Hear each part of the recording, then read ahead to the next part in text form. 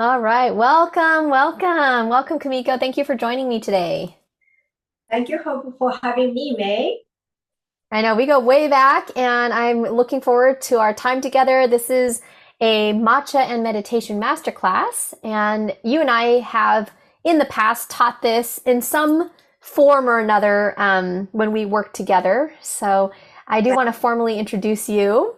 For those of you who don't know, Kamiko is a certified yoga and meditation practitioner, as well as a certified wellness coach. She specializes in supporting highly stressed people with really bringing down their nervous system and bringing out their health. And she worked for 10 years at Calavi, which is a high-end destination spa in San Diego. She was the mind body lead there. And that's also where I was the nutrition director, and that's where we overlapped for several years. And she currently is a wellness guide at the Golden Door, which is also another high-end destination spa in San Diego as well. So welcome, Kamiko. Thank you so much for having me. I'm so excited to share my passion for the matcha.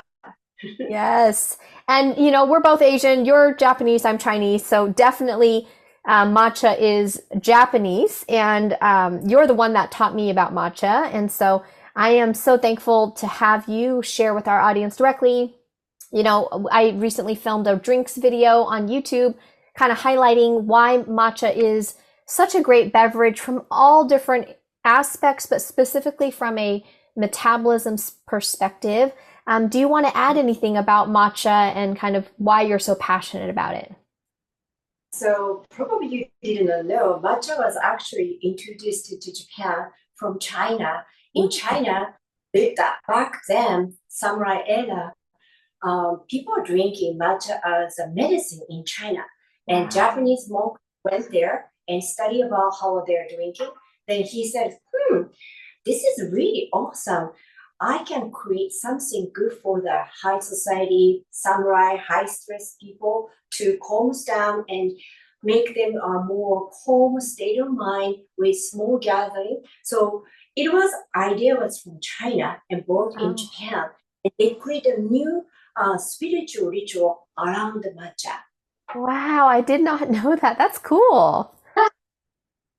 Well, the Japanese I are know, great at rituals. I feel like everything in Japan can be seen as a ritual, which really brings that I meditative component into everyday life. I believe so. Yeah. Matcha is, of course, people drinking matcha latte and other form in Japan. What I'm talking about is actually my mother-in-law was one of the tea ceremony master. So she is teaching how to do the proper way to make matcha. Probably if you're a matcha snob, you might have something like this and this. And this is called the chasen. This is made with bamboo, and this is also made from the bamboo. Those are made from bamboo because we all really respect the teacup. Sometimes it's very expensive. They don't want to break it. That's why they use the natural material to make the tea. And of course, I will chat about you how to make it more easy way and in the end of the session. Sure. Yeah, I love that, matcha is historically not a sugary, full of empty calories kind of drink. It really was meant to be as clean and pure as possible.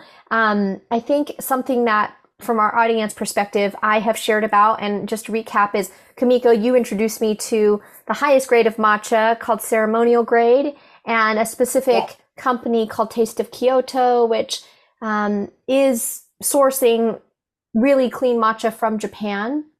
Is there anything right. else that our audience should know about Taste of Kyoto before we start? That's grateful. This is actually my friend's company. She and I was talking about matcha coffee in the United States. And we both feel like a little bit pain when American friends says, "Ooh, matcha, I hate that bitterness and the iciness." And it's supposed to be not like that. I think they are drinking two bakchak of the matcha. You know what I mean? Two bakchak of matcha Mm-hmm. is the degree of nice at the highest end to the cheapest end. So you needed to find the best one. And Taste of Kyoto is sourcing from the far away from the place that nuclear power plant crops. So soil is clean and organic, and they crop proper way and bring it to the Kyoto, which is traditional famous town for the tea. They pick the best leaves and grind it. So that's why safe and clean. That's why I like taste of Kyoto. Yes. And the color too. I mean, it's just drastically different Yeah. from the dull, pale culinary matcha that people are using at the coffee shops for lattes. And that's why I thought I'm having matcha latte in a major coffee chain. And I was like, oh, this is so sweet. It's like tastes like a candy. And I researched about it. They're using the syrup. That's sugary syrup. That's why it tastes like a sugary. And that's why when people have a matcha, they shock because there is no sugar in it. Right. But if you're drinking high grade of matcha, it's supposed not be too earthy, not too briny, and not too bitter. So need to find your best matcha. Just like I said, if you don't drink the two-back-chaco matcha, a two-back-chaco wine, why do you drink the two-back-chaco over the matcha, right? Agreed. Agreed. So, should we get into how to make matcha just so everyone who wants to make it? I know this is not a tea ceremonial approach because you need a master to teach that, but in terms of anyone who wants to make matcha more traditional, as traditional as possible, and get the kind of meditative ritual of making matcha, how would you teach us in a short amount of time? So I'm a yoga meditation and all kind of how to release the stress and being the present moment. Mindfulness is my expertise. And the class I was teaching, it was how to make matcha in semi-traditional way can be your meditation, because a lot of my clients says I'm not good at meditation, which is not that is true statement, but if you don't have a time to do meditation and you cannot, like a busy mind, you cannot focusing on it, commit 3 minutes on making tea to be your meditation, moving meditation. So you will turn off the TV, no phone, and you make just 3 minutes to be in the present moment. That really makes you to calm down and reset your mind, and you can keep going. Just a little bit about, you already made it, probably mentioned about caffeine. If you have a 1 cup of coffee, that's 100%, so 200 milligrams of caffeine. Matcha is probably 30 milligrams of the caffeine, so 1/3 of caffeine. So it's really less caffeine, but it's a little bit pick me up. Also, it's not addictive. I love coffee. So if I wanted to have one coffee, I wanted to have another coffee. For me, I will have one coffee and I will stop and making the tea the way I'm going to introduce you to today. Wonderful. So yeah, let's dive in. I know I do tell patients about matcha as an alternative to coffee, especially people who have sleep issues. If they need a pick me up in the afternoon, but they don't want it to affect their sleep. So I love that you said it's a moving meditation. Commit 3 minutes. That's very doable. It takes 3 minutes to walk to your car, and get settled. So I mean, we can all find 3 minutes a day.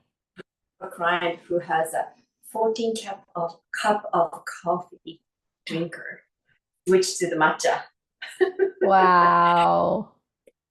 Caffeine is, I love caffeine, to be honest. Everybody likes caffeine, but if you're addicted to, that's very difficult to get rid of it. So may I jump into the Yes, matcha? please. So of course, this can of the Taste of Kyoto, they are showing how to make the tea. Like place 1 tablespoon of matcha powder in a cup or small bowl. So if you're gonna do the semi-traditional way, prepare for the little bit wider cup so it's easier to whisk it. And whenever I said matcha is good for your health, my friend will go big tablespoon like this. I know that happened. That's like, it's so bitter, Kumiko. Why? Because too much. Imagine matcha is espresso. So you don't need to use too much. That's why it lasts for long time in this small can. It comes like this. It is really tightened up. Then I'm using this small teaspoon for 2 of it in my cup. I'm going to show you inside if I can.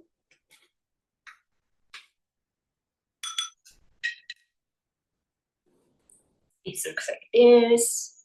Beautiful. Just small, right? And it's beautiful color. And it's a very freshly refreshing smell.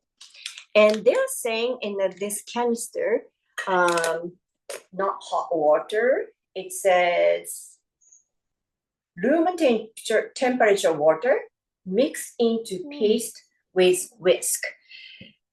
But I'll tell you something. So first thing, the 3 things all American friends make mistakes when they are doing it. First, not too much matcha going cup.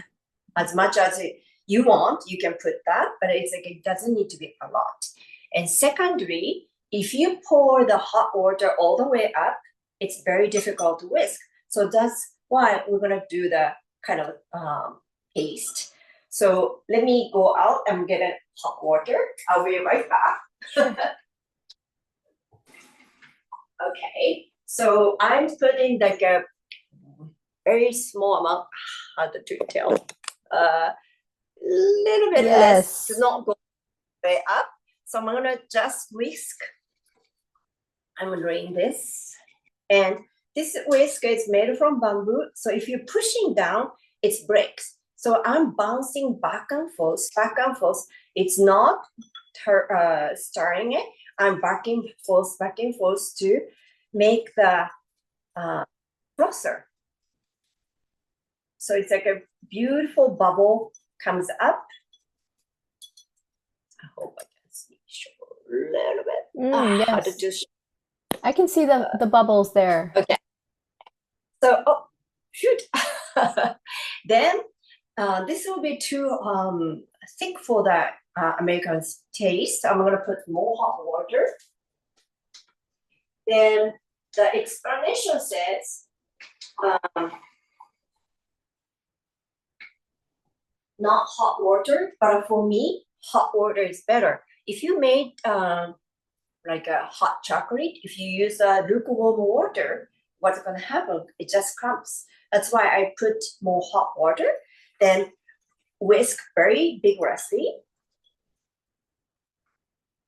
Then when I was suggesting that becoming meditative state of mind, when I'm making it, right now this is a class I'm talking. I'm not talking at all and watching that bubble becoming smaller. If you have a big bubble, my instructor, the teacher master comes and Kumiko-san, I see the big frog eyes floating. Sorry. And I'm trying to make it a smooth bubble. And people ask us how long. It's whenever you see the bubble is getting smoother, then stop. And so not too much matcha goes in. Second, I prefer hot water because if that is lukewarm water, it doesn't separate. Thirdly, then don't put the hot water all the way up, otherwise you cannot separate it. Then when you started drinking, this is a tea ceremony way, you don't need to do this. This is just for fun. We're going to twist it twice to the forward and drinking. Then when you finish, turn. Maybe you can add this because then you feel like you're doing your own ritual. And when you finish the drinking, you just observe how that fresh matcha goes into your system. Because matcha is not steep tea. Steep tea is like a tea bag, and you are drinking the water, hot water, then discard the leaves. But a matcha is just like a green juice. You're getting all the gist of the beauty of the leaves and absorbing entire body. So beginning of the whisking to the until finish, and take a moment and just close your eyes. And during that time, don't think about what I have to do after this. Just focusing on 3 minutes. You are just being in the present moment. Then open your eye and you feel refreshed. And also, aftertaste of the matcha is so different from the coffee. I wanted to brush my teeth right away after the coffee. Matcha leaves a small, it's called umami. It tastes so good in the surface of their tongue. So it feels really good and doesn't make any headaches. Probably you already talked about nutritional facts, so I don't need to go over, but that's experience itself is reset your mind, meditative state of mind, and you're doing something good for your health. So I love that. Yeah, for those of our audience who has not watched our YouTube video or my YouTube video on the drinks, the main component of matcha that is so well studied is called EGCG. As we both know, it's a epigallocatechin gallate, which is just a type of polyphenol, and that's what is being studied for anti-cancer and even for weight management and metabolism. So I love that it is a ritual that you can kind of go straight into meditation and meditate throughout. I am curious, you mentioned brushing your teeth after coffee, but not matcha. Do you find that matcha does stain your teeth? Have you had that? No. Okay. So. I don't think so. I don't feel that way. For me, coffee more. I think matcha doesn't do that. I might feel from wine, but it doesn't feel like a matcha either. Okay. Also, that good point of that caffeine, and also what was EDC? Oh yeah, the reason why the matcha is good for our health is the steep tea is used for heat or fire to make roll up the leaves. But matcha is grinded. That's why antioxidant is stay there. That's why people think preventing cancer. It's nothing 100%, but it's better than the coffee or steep tea. And my tea ceremony master doesn't drink any of them because matcha is good for the health. So. Yes, that's wonderful. So with that, in terms of storage and cleaning the vessels, maybe just a brief housekeeping about those matters. Yes, great question. This one, never put it in a dishwasher or soap. You use the hot water. I will prepare that after the tea. I will put the hot water and then whisk without anything. Then I'll really take off the water and dry on the kitchen counter to make it dry. So that's it, because this is nature. And of course, this is just wipe this. And for the matcha, this company says keep it in a fridge, and I even put in a refrigerator as a freezer. And if you want it, this comes with this kind of package, and people might want it to tighten up, so you will not get any air or humidity goes in. And the shower life is, I believe, 1.5 years, but I will use it easily. Yeah. And compared to getting that major coffee shop, you are in control of how strong you want to make, how weak you want it to make. And also, this is kind of away from the meditation. Is it okay to talk about it? Yes, this sure. is my to-go scene. Whoa. So I put and matcha and flip over, and then I'm going to work. Yeah. So of course, I do this both. I will use this as my calm down meditation, like important meeting. I have a Zoom client, then I will do this to calm down. When I really need to go to work, then I make this way because I know it's good for my health. Instead of grabbing sugary drinks, I'll make this. I'm in control of what I can drink. I will choose, client can choose your favorite milk or just water. You can choose whatever you want, and you can be in control of what you can have. So, So just to be clear, that's like a blender top, and so people could make a latte in there, blend it on their way to work, but also you could add it to a smoothie. It just would be not that strong of a yes. matcha flavor by itself. I do smoothie. That's a great point. I think sometimes I think I'm a little bit hungry, but I don't want it again. I don't want it to be and something. Then I will do the protein shake or smoothie. Then I'll add matcha. It doesn't change the taste much, but I know I'm boosting that the meal alternative with matcha, so I feel good about it. I love that. You know, it's funny. I used to teach matcha classes at the spa where we used to work. And the funniest story, just as a digression, is we made a matcha smoothie at the end of class so people could see different applications of matcha. And I had an assistant, she was helping me, and I was training her like, one day you're going to teach this class by yourself. So I'm going to help, you do the smoothie part, I'll do the rest of the class.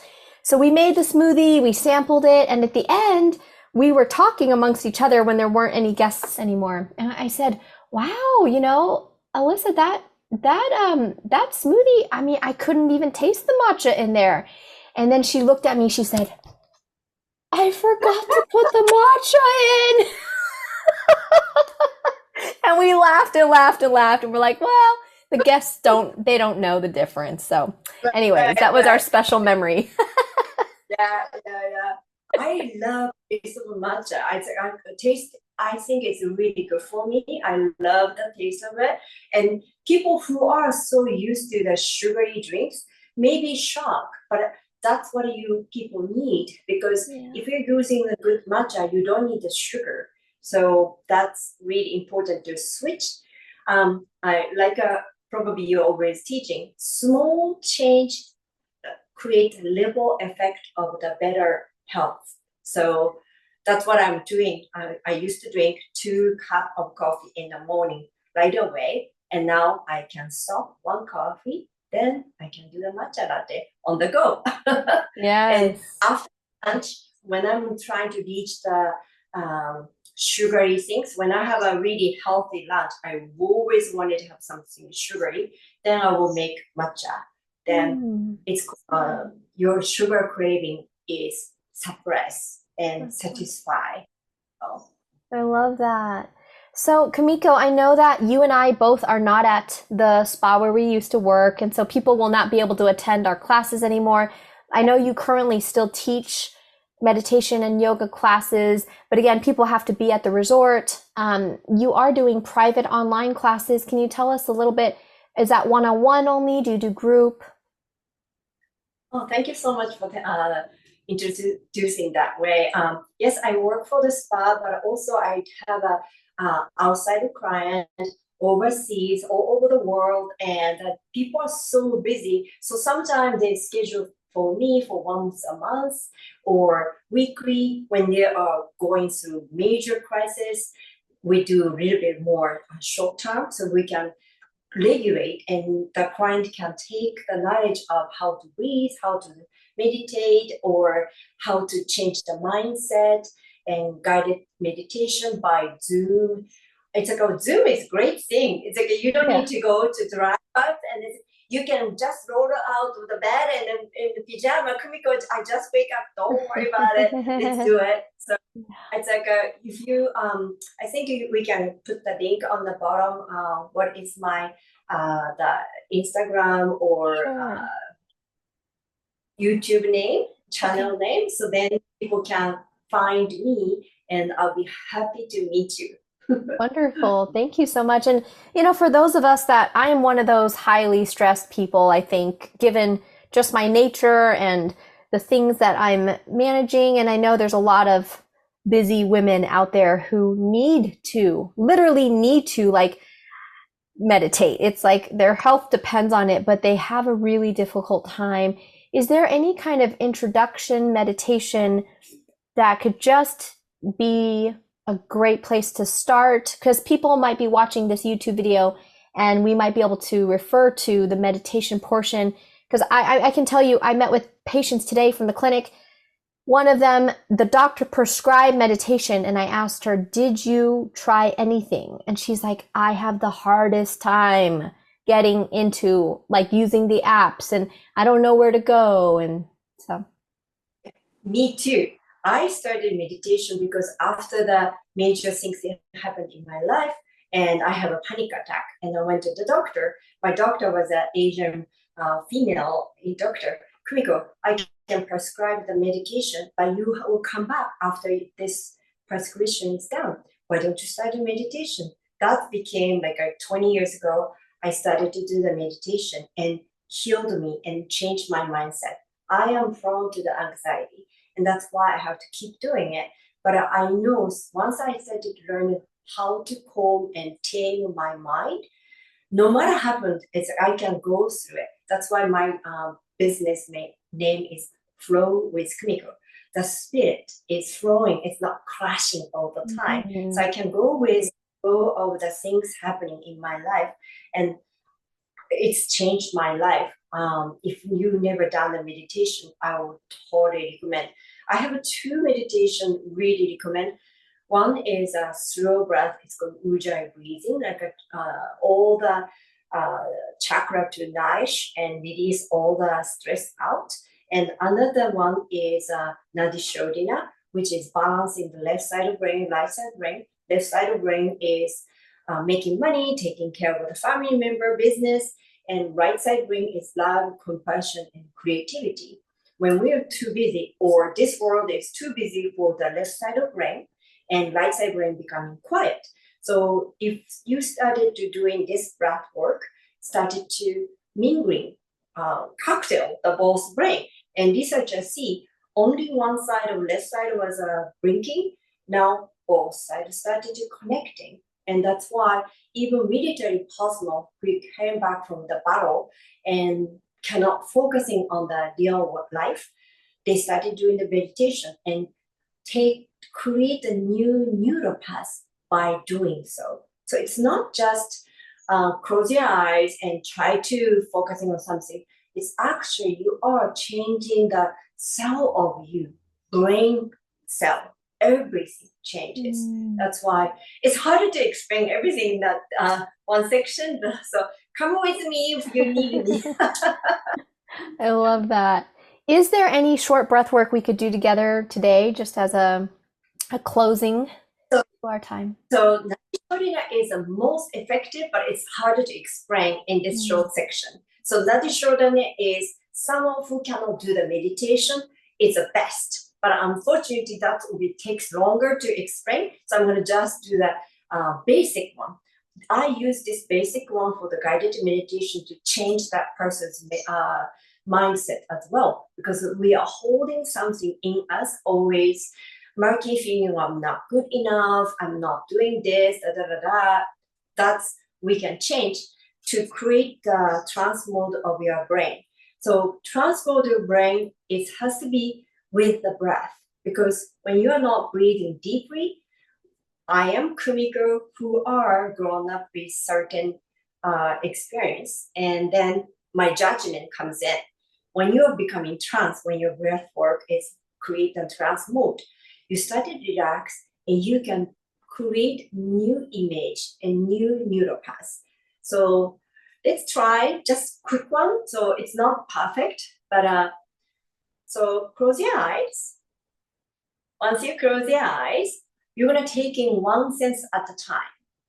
First, I want you to listen something far away from you and closer to you. Just focusing on the sense of hearing. And now we're going to move on to the taste. Taste what you taste inside of your mouth.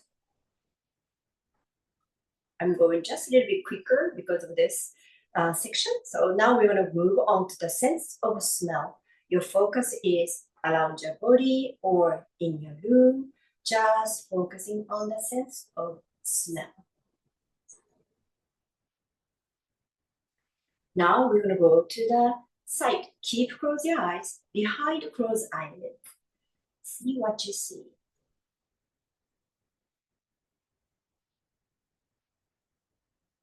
Okay, lastly, we want to bring your awareness to crown of the head and gradually scan down from head to toe to see is there any part of your body calling your attention.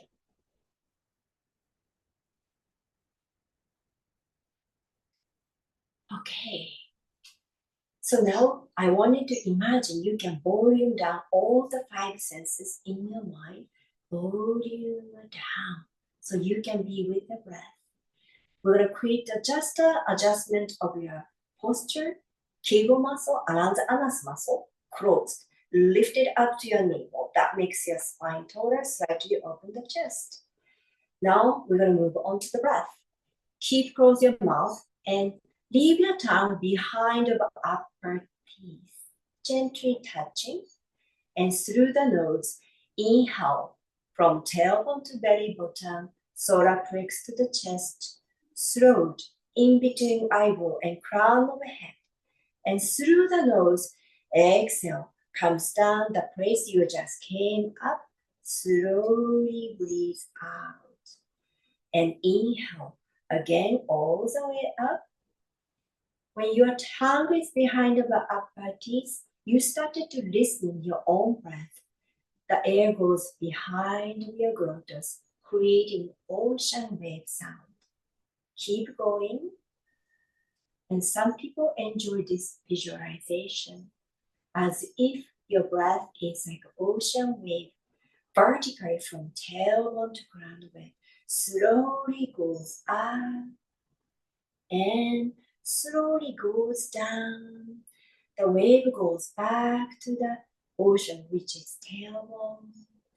Crown of the head is all the way up to the beach. Crown of the head is beach and comes down. And couple times in and out, see your own breath pass in your body. I'll be quick, just few seconds. Just enjoy.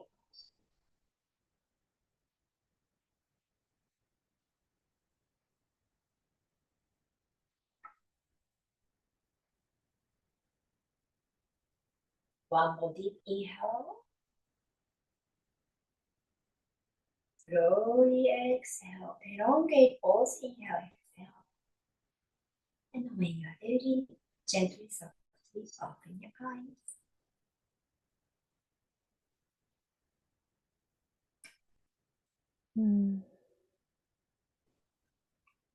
Beautiful. Thank you, Kamiko. Welcome. Wow, I love the visualization of the wave. Yes. So people think like, okay, how far I have to breathe? But you can go a little bit longer, slower, and all by the nose. It's not open the mouth. Mouth is like a relative. It's like a very shallow.